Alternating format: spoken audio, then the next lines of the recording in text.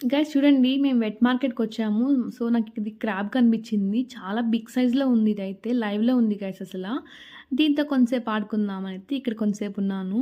ఇది ఒకటే క్రాబ్ ఉంది. టబ్‌లో అయితే వేశారు. సో, ఇది మీకు చూస్తానికి ఫోన్‌లో చిన్నగా కనిపించిందేమో కానీ చాలా బిగ్ సైజ్‌లో ఉంది.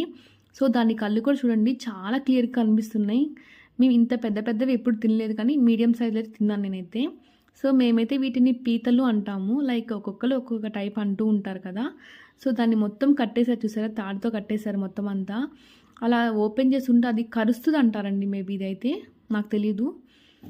సో, ఎప్పుడన్నా బయటనే క్లీన్ చేపించుకొస్తారు మేము తినాలంటే గనక.